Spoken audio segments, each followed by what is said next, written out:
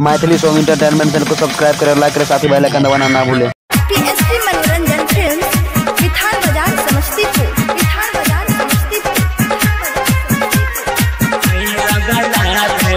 कोनो चीज के तोरा हो तो न कमी पूरा हो जे तो रानी जे तू कहबी या बने तनियो लजाबे यादव जी के सैया बनाबे अपन जरूरत पुराबे यादव जी के सैया बनाबे। कोनो चीज के तोरा हो तो न कमी पूरा हो जे तो रानी जे तू कहबी या बने तनियो लजाबे यादव जी के सैया बनाबे अपन जरूरत पुराबे यादव जी के सैया बनाबे।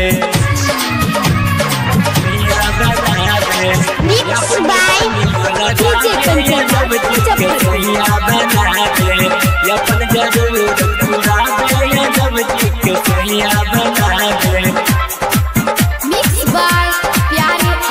पिनहैले लहंगा दतो यारो के सारी खाली न रखतो तोहर काना वाला वाली।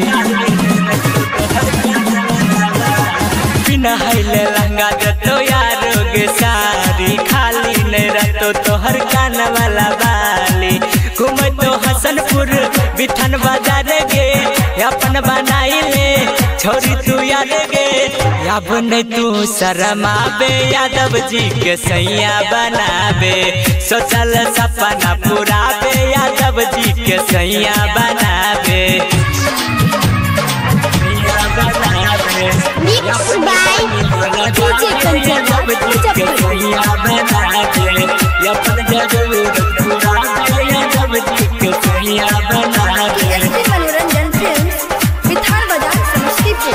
राइटर नवीन कह गे अपाची घूमबै ले जैतो तोरा के गाछी। राइटर नवीन कह गे अपाची घूमबै ले जैतो तोरा के गाछी।